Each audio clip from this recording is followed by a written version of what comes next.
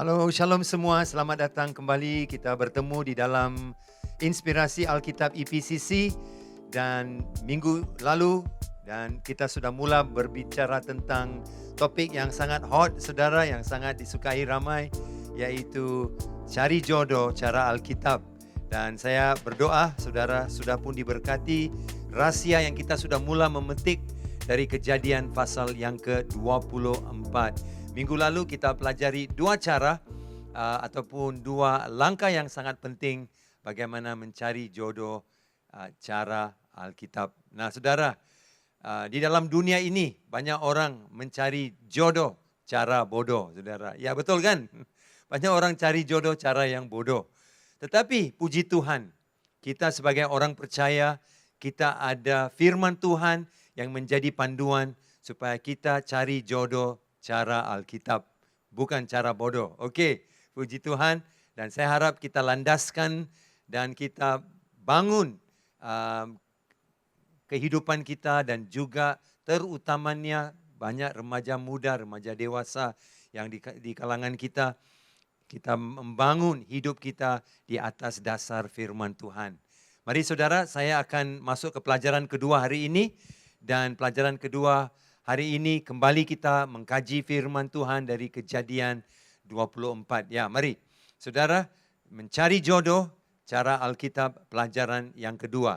Nah, apakah poin yang ketiga? Minggu lalu kita sudah selesai dua. Sekarang poin yang ketiga adalah ambil langkah yang pertama, saudara. Oke, ambil langkah pertama. Oke, ini yang penting bagi kita semua. Bagaimana kita mengambil langkah pertama? Apa itu, pastor? Apa maksudnya saya sebagai orang yang mencari jodoh mengambil langkah pertama? Apa maksudnya? Ya, untuk saya mencari jodoh mengambil langkah pertama. Nah, kebanyakan kali orang suka berkata bahwa kalau Tuhan merencanakan masa hidup, masa depan saya, Tuhan merencanakan yang terbaik untuk saya, pastilah Tuhan akan mencari semuanya. Saya tidak perlu buat apa-apa. Nah, tetapi saudara, penting sekali kita di dalam posisi yang bertanggung jawab. Supaya pada waktu Allah bekerja, dan kita tahu Allah selalu bekerja, kita berada di tempat di mana Allah boleh pakai kita, saudara. Ya, jadi kita perlu mengambil langkah pertama. Contohnya ada orang berkata dengan saya, oh saya ada panggilan Tuhan untuk melayani Tuhan. Oke, bagus kalau ada panggilan Tuhan. Apa yang kau sedang lakukan sekarang? Ambil langkah pertama dengan melayani dalam sesuatu pelayanan, biar apapun, susun kerusi, bersihkan van, pandu van untuk ambil orang ke jemaat, ke gereja. Ya, ambil langkah pertama. Ada orang bercakap, oh saya mau jadi seorang engineer, saya mau jadi seorang dokter. Bagus. Apa yang saudara buat? Apa langkah pertama kalau saudara suka itu? Ya, begitu juga saudara tidak boleh bilang, oh saya mau jadi dokter, jadi Tuhan akan berkati semuanya. Adakah saudara berbuat begitu kalau saudara mau jadi dokter? Pasti tidak kan? Kenapa pula kalau kita mau cari jodoh, kita bilang, aku tidak perlu buat apa, tunggu saja. Bidadari akan turun dari surga. Saudara tunggu sampai kita bilang kucing bertanduk, tak akan apapun yang terjadi. So, saudara yang kekasih, kita lihat apa yang dilakukan oleh hambanya Abraham itu yang diutus untuk mencari seorang jodoh untuk anaknya Abraham, Ishak itu. Ya, supaya dia diberkati dengan seorang jodoh. Nah, saudaraku, untuk dia diberkati dengan jodoh itu, kita lihat rahasianya, saudara, di dalam Kejadian 24. Kita lihat ayat yang ke-10 sekarang. Kejadian 24 ayat 10. Kemudian hamba itu mengambil 10 ekor dari unta tuannya dan pergi dengan membawa berbagai-bagai barang berharga kepunyaan tuannya. Demikianlah ia berangkat menuju Aram Mesopotamia ke kota Nahor, ya. Demikianlah ia berangkat menuju Aram Mesopotamia ke kota Nahor. Nah, saudara, dia mengambil 10 ekor dari unta tuannya dan pergi dengan membawa berbagai-bagai barang berharga kepunyaan tuannya. Nah, satu, dia bawa 10 ekor unta karena dia perlu ambil banyak barang karena barang-barang itu mau dihadiahkan kepada tunangnya yang akan dia cari, yaitu untuk Ishak, yaitu Ribka nanti saudara. Jadi dia bawa itu. Kemudian dia bawa barang berharga. Kemudian dia berangkat, dia berangkat. Dia menuju ke kota yang spesifik. Menuju arah Mesopotamia ke kota Nahor. Jadi saudara, kita melihat dia berangkat. Dia ambil langkah pertama, dia ambil unta. Dia ambil barang berharga. Nah saudaraku, semua ini adalah penting di dalam kehidupan seorang Kristen, di mana Tuhan sudah menunjukkan panduan untuk kita dalam mencari apa yang diperlukan dan didoakan oleh kita semua. Nah saudara, contohnya saya cakap, saya mau pergi menjadi missionaries di Papua, saudara katakan. Tapi saudara tidak buat apa-apa, saudara duduk dan bilang, satu hari I will be missionary. Ya, satu hari Tuhan akan buka jalan. Tapi saudara, mesti ambil langkah pertama. Apa yang hambanya Abraham lakukan adalah dia berangkat. Dia berangkat, first step, langkah pertama. Nah, sebagai seorang percaya, apakah langkah pertama saudara? Kalau saudara juga sedang berdoa untuk mencari seorang jodoh, saudara. Apa yang saudara buat? Saya pergi ke gym, pastor. Kenapa? Saya mau bangun six packs. Saya mau lebih langsing. Saya mau lebih cantik. Saya ke salon. Saya mau jaga diri. Oke, tidak salah, saudara, tak salah. Perlu juga pemerhatian dari segi fisikal. Ya kan? Ada orang tidak jaga penampilan fisikal dia itu. Jadi dia bilang, satu hari Tuhan akan beri jodoh. Satu hari Allah akan berikan yang terbaik untuk saya. Soalan saya, kalau kamu mau Allah beri yang terbaik, apa yang saudara buat untuk menjadi yang terbaik untuk orang itu? Yang bakal kau ketemukan itu. Kalau kamu percaya Tuhan akan berikan yang terbaik, berarti Tuhan sudah siapkan orang yang terbaik itu untuk kamu. Soalan saya, apakah yang kamu buat supaya kamu boleh jadi baik untuk orang itu juga? Takkan pula kita mau jadi tak adil pula saudara. Kita mau yang terbaik, Tuhan beri yang terbaik. Aku mesti yang terbaik, potongan padan yang terbaik. Kekayaannya yang luar biasa dahsyat. Semuanya yang terbaik. Kamu buat apa untuk jadi baik? Nah itu soalannya. Sebab itu saya bilang, saudaraku, ada orang cari jodoh cara Alkitab. Tapi ada orang cari jodoh cara bodoh, saudara. Mari kita tidak mau cari jodoh cara bodoh, saudara. Kita mau cari jodoh cara Alkitab. Berarti saudara perlu juga mempersiapkan diri supaya saudara menjadi yang terbaik juga. Jadi untuk melakukan itu langkah pertama saudara. Mungkin pergi gym, mungkin itu langkah yang bagus. Saya support saudara. Mungkin saudara mula jogging, mungkin saudara mula jaga diet, mungkin saudara mula perhatikan cara saudara jaga rambut saudara, supaya saudara jaga kulit saudara supaya tidak terlalu banyak jerawat, tidur awal, jangan makan terlalu banyak makanan berminyak, yang goreng-gorengan saudara. Anda tahulah, saudara yang tahu semua ini. Nah, apa langkah pertama yang saudara sudah ambil? Ambil langkah pertama. Saudara, hambanya Abraham berangkat. Dia menuju. Nah, mungkin itu dari segi persiapan fisikal. Mungkin dari segi persiapan rohani. Saudara juga mau menjadi seorang yang akrab dengan Tuhan. Saudara juga mau mendalami firman Tuhan. Saudara juga mau menjadi orang yang bertanggung jawab dalam doa dan setia dalam saat teduh. Karena saudara sedang mempersiapkan diri untuk menjadi istri yang baik, menjadi suami yang baik kepada orang yang terbaik yang Tuhan mau beri buat saudara. Saudara pernah berdoa, Tuhan berikan aku yang terbaik. Apa salahnya? Tak salah sayang. Baik bahas doa kau itu. Tuhan jadikan aku, berikan aku yang terbaik. Tapi jangan lupa juga saudara perlu berdoa. Jadikan juga aku yang terbaik.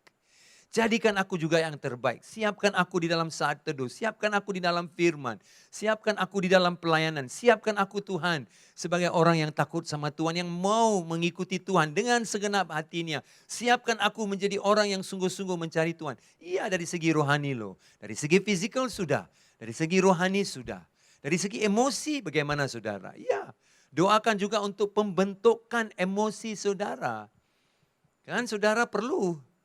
Ya, bagaimana mengawal diri saudara daripada supaya belajar bersabar, belajar mengampuni, belajar tidak simpan dendam. Ya, lebih kita mendalami di dalam firman Tuhan. Lebih kita mengkaji firman Tuhan, saudaraku yang kekasih. Firman itu akan merubah hidup kita, saya pasti. Jadi saudara, mari mulai hari ini, apakah langkah pertama saudara? Apa langkah pertama saudara? Hambanya Abraham itu mengambil 10 ekor unta, dia pergi dengan berbagai barang-barang mahal, dia berangkat, dia ada kota, dia ada destinasi, ataupun hala tuju yang jelas, kota, Nahor saudara. Jadi semuanya teratur di sana, berarti dia berangkat, dia ambil langkah pertama. So, rohani kita persiapkan, fisikal perlu, emosi ya perlu. Kan ada orang yang cepat marah-marah, tidak boleh mengampuni, suka simpan dendam, suka simpan kesalahan-kesalahan orang yang dikasihi, tidak matang, suka lawan, suka bergaduh, suka bertengkar. Saudara berdoa untuk yang terbaik, tapi saudara tidak menjadi yang terbaik. Kenapa orang itu mesti terima yang terburuk? Tapi kamu terima yang terbaik karena kamu minta Tuhan siapkan orang terbaik. Kenapa saudara pula memberikan yang terburuk tentang diri kita kepada dia? Kita juga beri yang terbaik. Apa langkah pertamamu? Fisikal, gym, senaman, jaga rambut, jaga kulit, saudaraku, apalah. Apa saja saudara pakai. Saya tidak mau promosi lah. Apa pakai SK2 lah, apa. Saudara tahulah semua itu, saudara. Lakukan. Rohani gimana? Firman gimana? Emosi gimana saudara? Dari segi ekonomi bagaimana? Saudara juga mungkin mula ada rancangan untuk bernikah, saudara juga boleh kumpul uang, saudara juga boleh mula menabung, saudara juga ada dana yang khusus untuk pernikahan, untuk beli rumah kali, beli kereta, beli motor, saudara. Pasti ada. Takkan sudah bilang, kita grab sajalah selalu. Kemanapun kita grab, oke boleh. Nanti kalau ada anak 2, 3, 4 ekor, 2, 3, 4 orang saudara. Ekor pula. Nah saudara bagaimana pula? Nah saudara takkan pula mau terus grab saja. Nah mestilah bermula dari awal. Sebelum ada jodoh, kita mula menabung saudaraku. Apa langkah pertama saudara? Saudara, hamba Abraham ini ada langkah pertama, dia berangkat. Dia tidak cakap Tuhan akan pimpin dan duduk di sana. Dia berangkat, saudaraku. Saudara, mari kita berangkat. Berangkat besok pagi kita mula dengan gym, dengan senaman saudara. Besok kita mula dengan semua disiplin yang perlu untuk rohani, firman, berdoa, menyembah, saudara juga mulai dari segi ekonomi, menabung. Ya saudara, mari. Langkah pertama saudara sangat penting. Dan saya doakan saudara akan mula melakukan sesuatu untuk mengambil langkah pertama. Amin. Mari saya mau berdoa buat saudara sekarang. Karena banyak orang, dia dengar tentang khotbah seperti ini, dia dengar perlu. Tapi dia bilang, mungkin minggu depan. Mungkin minggu depan. Mungkin minggu depan. Sampai saudara Yesus datang kedua kali pun dia tidak bergerak-gerak. Mari, jangan kasih Yesus datang cepat saudara. Ya, kita mau Yesus datang cepat, tapi jangan tunggu sampai Yesus datang. Baru kau mau coba semua ini.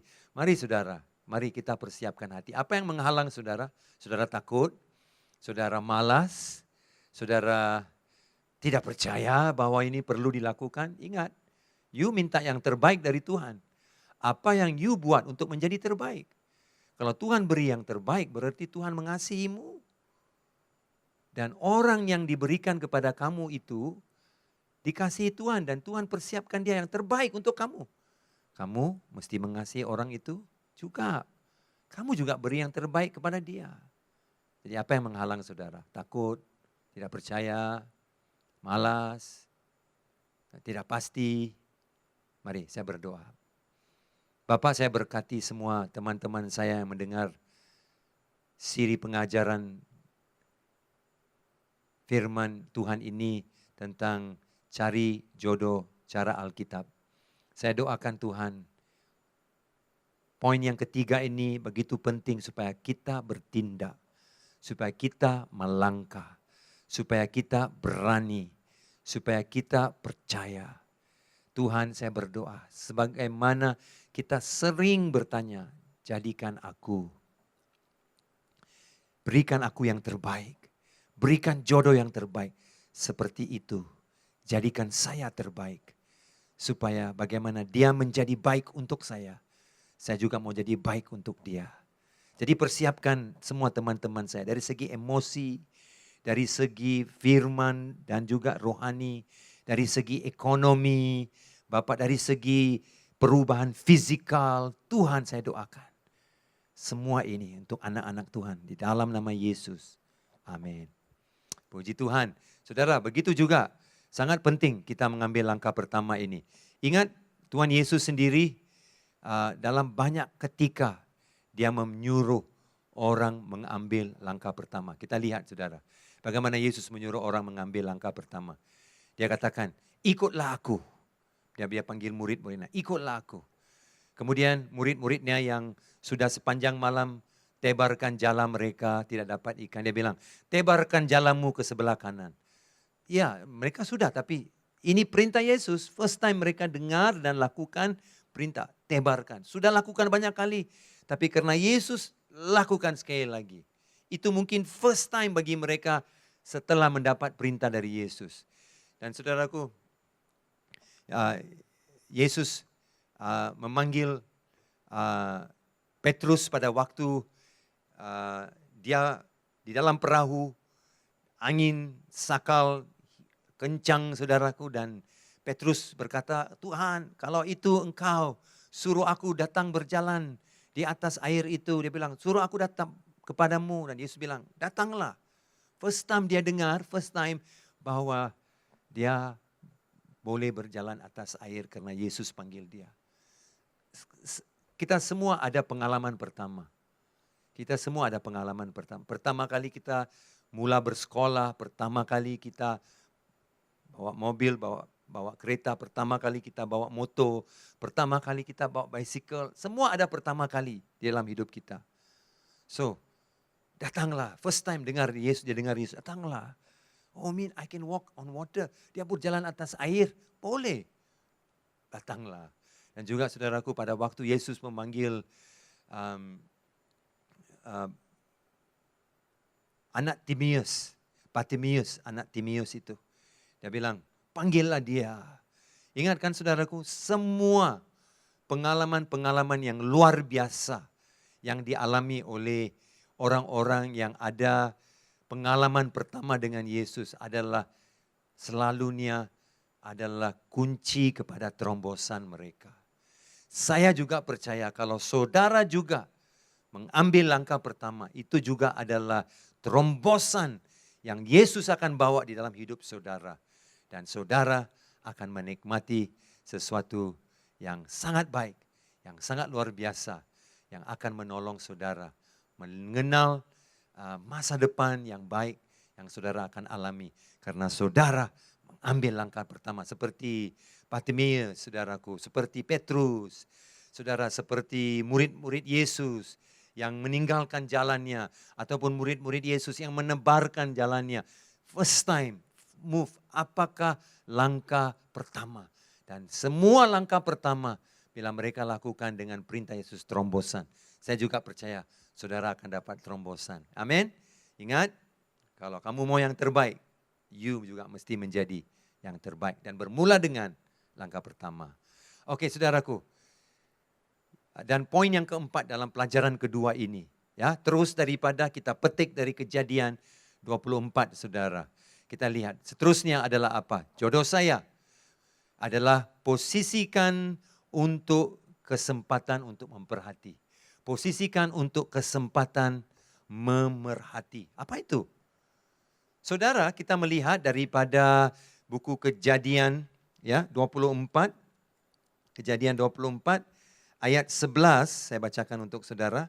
Ayat 11, 12 dan juga ayat yang ke-13 ya.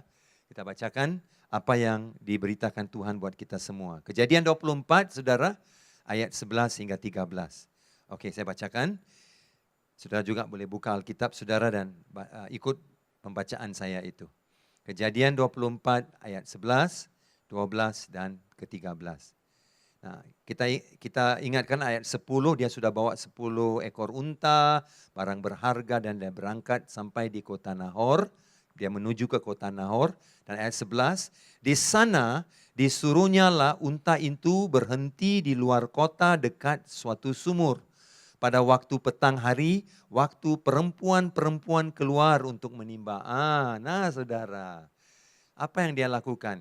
Dia posisikan dirinya supaya dia mendapat satu kesempatan untuk memperhati. Oke? Nah, jangan saudara bilang, aku juga perlu kesempatan untuk memperhati. Aku akan pergi ke Bukit Jambul Mall, aku akan duduk di luar Queens Bay Mall dan kesempatan untuk bersaksi, memperhati. Apa itu? Tunggu dulu kawan. Ya, mari. Ayat yang ke-12. Lalu berkatalah ia. Nah, sekarang dia berdoa. Tuhan, ini kita sudah baca tadi, tapi kita ulang. Tuhan Allah Tuanku Abraham, buatlah kiranya tercapai tujuanku pada hari ini. Tunjukkanlah kasih setiamu kepada Tuanku Abraham. Ayat 13, di sini aku berdiri di dekat mata air dan anak-anak perempuan penduduk kota ini datang keluar untuk menimba air.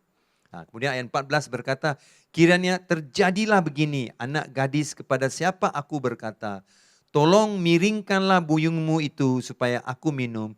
Dan yang menjawab, minumlah dan unta-untamu juga akan diberi minum. Dialah kiranya yang kau tentukan bagi hambamu Ishak. Nah, di sini saudara, apakah pelajaran yang penting dalam proses saudara menemukan seorang jodoh adalah kita melihat poin yang ketiga tadi, dia mengambil langkah pertama. Oke, bagus. Setelah dia sudah mengambil langkah pertama, dia sudah berjalan beberapa ketika sampai di satu tempat di luar kota ada sumur. Dia stop di sana. Dan apa yang dia lakukan? Dia berhentikan semua unta-untanya dan dia berdoa. Pintar, dia doa. Tuhan, wanita mana yang datang bila saya minta tolong untuk diberikan air? Wanita mana yang cakap? Oh, untuk Tuhan dan untuk semua unta-unta Tuhan pun saya berikan minumannya, airnya. Itulah kiranya jodoh untuk hambamu Ishak. Wah, nah saudara, kita melihat di sini ada beberapa pelajaran penting yang kita boleh pelajari. Satu, yang pertama adalah dia memposisikan dirinya di tempat di mana dia akan ketemu dengan banyak anak muda yang berpotensi menjadi jodoh Ishak. Betul kan saudara? Nah, saudara berkata, no problem.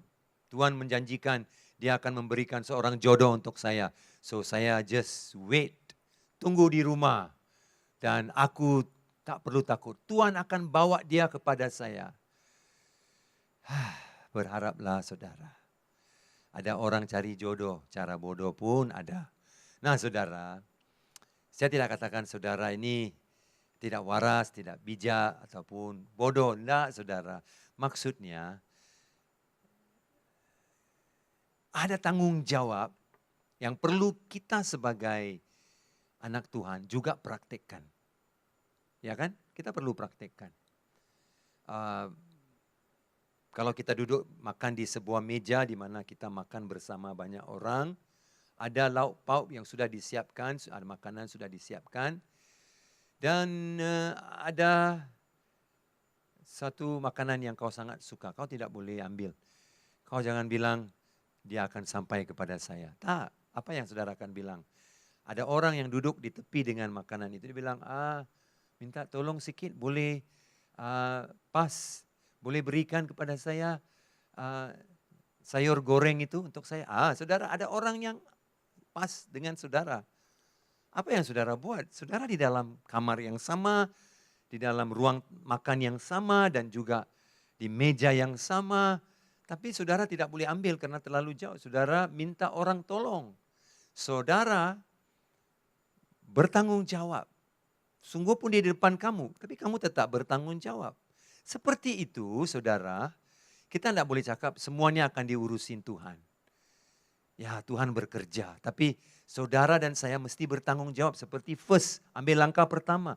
Ubah diri saya, fizikal saya, ekonomi saya, rohani saya, emosi saya, semua perlu. Kan saudara? Seperti itu di sini. Dia datang ke satu tempat di luar kota, ada sumur, dan dia tahu banyak anak-anak darah akan keluar dan mereka akan mengambil air untuk minum. Dan dia pun berdoa, di mana waktunya juga sama pada waktu petang hari. Ya, waktu perempuan-perempuan keluar untuk menimba air. Tengok saudaraku, dia tahu waktunya, dia tahu tempatnya, dan dia juga tahu apakah cara hidup orang-orang tempatan itu, jam berapa mereka keluar. Nah, semua ini bagus. Saudara, kenapa? Karena ini menolong dia untuk kesempatan untuk memperhati. Dan memberi kesempatan kepada orang-orang wanita-wanita di situ untuk berinteraksi dengan dia supaya dia boleh mengenal apa ini kehendak Tuhan atau tidak. Wanita mana yang akan responi dia dengan pada waktu dia meminta air. Dia mencari kesempatan untuk memperhati. Wanita mana yang rajin? Wanita mana? Saudara begini, kita seringkali jatuh cinta kan. Kita tidak ambil masa untuk memperhati. Kita ini ikut apa yang orang bilang. Cinta itu buta. Memang kau buta, saudara. Saya juga buta kalau saya hidup macam itu. Kita bilang cinta itu buta. Love is blind, my friend. Bro, love is blind. So I'm just going to be blind. Saudara, tolong. Kita tak perlu jadi buta. Kan? Cinta mungkin buta, tapi kau tidak perlu jadi buta. Saudara, tolong, ada bedanya. Saudara buka mata kau besar-besar. Ya, supaya saudara ada kesempatan untuk memperhati. Jangan datang ke gereja tengok, wah cantik, wah baju kuning itu, wah baju hijau, wah boleh tahan, wah ampun, mengancamnya. Mengingatkan saya girlfriend saya dulu. Itu bukan cara kau pilih girlfriend. Siapa yang gadis itu mengingatkan kamu tentang girlfriend kau dulu. Itu bukan caranya memperhati kawan. Caranya kau memperhati adalah di sini dia perhatikan wanita mana. Pada waktu dia minta air untuk dirinya, dia sanggup beri air kepada unta-untanya. Berapa ekor unta dia ada? 10 ekor unta. Kau tahu berapa banyak air seekor unta itu minum, saudara? Satu ekor unta minum berapa banyak? Ini 10 ekor. Hanya perempuan yang gila mau ambil air untuk orang yang dia tak kenal. Lagipun dengan untuk unta-untanya semua. Nanti kita akan belajar, ada poin di situ juga nanti. Ya, minggu depan kita akan belajar ayat yang sama ini. Yaitu ayat yang ke-14 itu. Kenapa hambanya memperhatikan? Apa yang dia perhatikan? Ciri-ciri karakter apa yang dia perhatikan di dalam Ribkah pada waktu dia minta air. Dan dia juga berdoa, kalau saya minta air Tuhan, dia bukan saja beri air untuk saya, dia akan beri air kepada semua unta saya. Pandai dia saudara, dia tahu berdoa dan apa yang perlu dia doa. Nah, siapa yang membagi air kepada unta-unta? Apalagi ini stranger tahu, tak kenal siapa dia ini. Kita sudah diajar oleh ma bapak kita, don't talk to strangers. Jangan cakap dengan orang yang kau tak kenal. Ma bapak kita selalu bilang, ini orang dia tak kenal. Apalagi minta air untuk minum, apalagi bagi unta-untanya juga air. Ini mesti perempuan gila yang akan buat begini. Namun itu doa hamba Abraham itu saudara. Kenapa? Karena memberi dia kesempatan untuk memperhati. Memperhati watak, memperhati kerohanian, memperhati sikap, memperhati emosi. Oh saudara, saudara harus memperhati. Jangan jadi buta, cinta itu mungkin buta, kau jangan jadi buta saudara. Kau perhati. Mana tempat kau boleh perhati? Kau tahu tempat dia? Dia parking semua dia punya unta di luar kota dekat sumur. Kan? Dia parking 10 ekor itu di sana. Dia tahu, kenapa? Dia tahu di situlah banyak orang datang. Nah untuk kita anak Tuhan macam mana? Di mana kita parking diri kita. Nampak ini Pastor Sam ini mengajar hal-hal yang tak betul. Bukan, dengar dulu kawan. Jangan menghakimi dulu, dengar dulu. Nah saudara, kita juga boleh memperhati di gereja, di tempat kerja, pada waktu orang itu sedang melayani. Saya pikir kau hanya boleh perhatikan perwatakan seseorang pada waktu dia melayani dalam kelompok besar. Kan? Coba tengok apa reaksi dia kalau dia marah. Apa responi dia kalau orang tidak bercakap yang baik tentang dia, kepada dia. Bagaimana reaksinya? Negatif, cepat marah, maki hamun, apa yang dia buat. Saudara perhatikan. Dan kau boleh tahu. Dan kau tengok dia macam mana dia punya dia responi kepada kata-kata yang kasar, negatif dari orang lain. Saudara tidak boleh kenal orang itu kecuali kalau saudara dalam konteks fellowship dan juga konteks kelompok besar. Kelompok besar itu mungkin 10, 20, melayani bersama dalam tim usher, melayani dalam tim puji sembah, melayani di dalam pelayanan kanak-kanak, melayani di luar, memberi makan untuk orang miskin. Saudara melayani sebagai orang yang membantu pada waktu orang parkir kereta.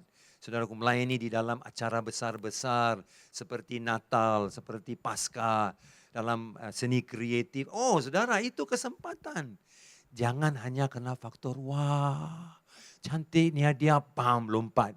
Ingat 4M itu, bersabar. Aplikasikan 4M itu, saudara pelan-pelan. Di akhir 4M itu kau pasti akan tahu keputusannya.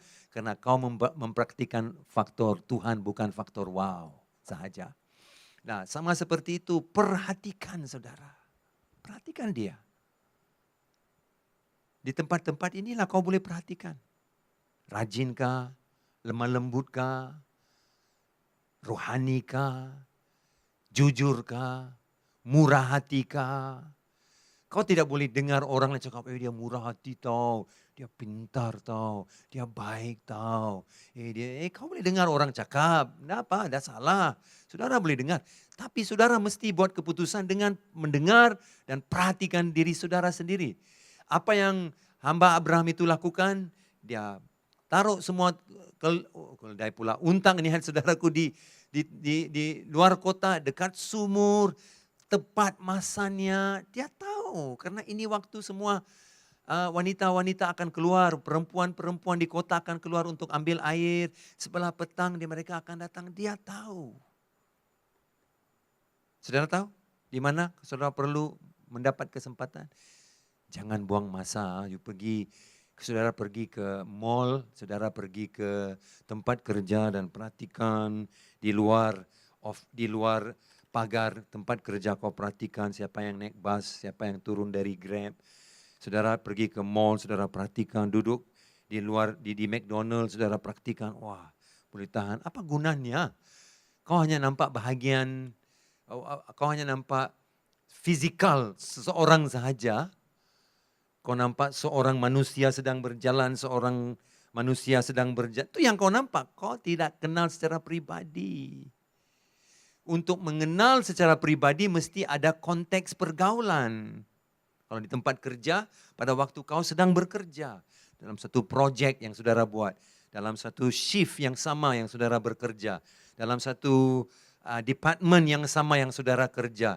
Dalam suatu line yang sama yang saudara kerja. Semua ada tempat, Ada kesempatannya, saudara. Jangan abaikan. Kalau Tuhan taruh di department itu, kalau Tuhan taruh di line ini, kalau Tuhan taruh di shift ini, kalau Tuhan taruh kau di dalam bus itu, tidak ada satupun yang sia-sia kawan. Semuanya boleh menjadi kesempatan untuk kau memperhati dan dalam konteks mengenal. Bukan saja dari sini memperhati dan kalaulah aku tangkap anak Tuhan dari PCC buat benda macam ini. Saudara, itu kesempatan untuk kau bergaul. Ingat dari jauh kau tengok dia, kau main mata, kau macam ini saudaraku, macam apa itu? Bunyi apa itu? Macam tikus saja. Tidak ada guna. Kau tidak memperhatikan. Kau tidak. Memperhatikan ini saudaraku mesti dalam konteks pergaulan. Hanya bila kau bergaul, kau boleh bercakap, kau boleh bekerja dalam satu projek, dalam satu shift, dalam satu line, dalam satu department, dalam suatu syarikat, dalam saudaraku, satu pelayanan. Baru saudara boleh memperhati. Masalahnya, banyak daripada anak muda, banyak daripada anak Tuhan, tidak mengambil kesempatan untuk memperhati. Dia mau jalan pintas. Dia mau shortcut, saudara. Dia mau lompat cepat-cepat. Dari sini, mau cepat-cepat pegang tangan, mau cepat-cepat jadi girlfriend, boyfriend. Ada prosesnya. Satu daripada prosesnya memperhati. Ingat 4M tadi itu minggu lalu saya mengajar. Nah, yang belum saudara boleh dengar kembali. Cari jodoh cara Alkitab, pelajaran pertama. Ada 4M itu sangat penting, saudara. Dalam proses itu kau boleh memperhati dan kau boleh mengenal lebih. Ya, jadi mari saudara, Bapak Ibu semua, sangat penting untuk kita memahami bahwa pentingnya memposisikan diri untuk kesempatan memperhati. Saya berdoa saudara tidak akan keburuan. Orang yang tidak memposisikan dirinya untuk mencari kesempatan memperhati adalah orang yang sering keburuan. Dan saudara tahu, Alkitab dalam Amsal 19, saudaraku berkata, kalau kita terburu-buru selalu salah langkah. Betul? Saya percaya saudaraku, tiba-tiba teringat pula saya dengan firman itu. Saya cari di mana itu. Saya percaya di dalam Amsal, saudaraku, ayat pasal yang ke 19 dan ayat yang pertama dan yang kedua. Di situ dikatakan, saudaraku. Ayat yang kedua. Tanpa pengetahuan, kerajinan pun tidak baik. Tanpa pengetahuan, kerajinan pun tidak baik. Kalau saudara tidak memperhati, saudara tidak ada pengetahuan tentang karakter, sikap, ciri-ciri kepribadian, dan juga talenta, kemampuan, saudara tidak ada. Saudara tidak tahu. So, tanpa pengetahuan, saudara, kerajinan pun Alkitab bilang tidak baik. Kan? Ya. Orang yang tergesa-gesa akan salah langkah. Amsal 19 ayat 2 bagian B, orang yang tergesa-gesa akan salah langkah. Ini kebijaksanaan firman Tuhan. Amsal 19 2 bagian B. Orang yang tergesa-gesa akan salah langkah. Berarti saudara, kalau saudara tidak mengambil masa untuk memperhati, kau tergesa-gesa kau akan salah langkah. Pasti salah langkah.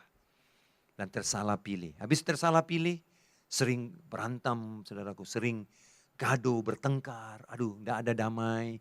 Habis itu putus cinta, habis itu ada krisis, ada kepedihan jiwa, macam-macam saudaraku. Kenapa kau mau buang masa?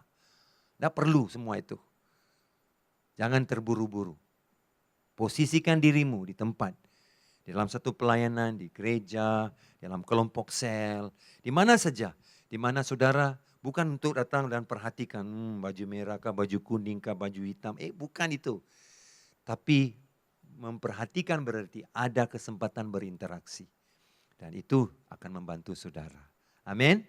Dan saya doakan Tuhan akan membuka mata saudara sama di tempat kerja, di suatu komunitas ataupun di satu gereja, ataupun di mana saja saudara dalam pelayanan, saudara akan ada kesempatan dan memperhati.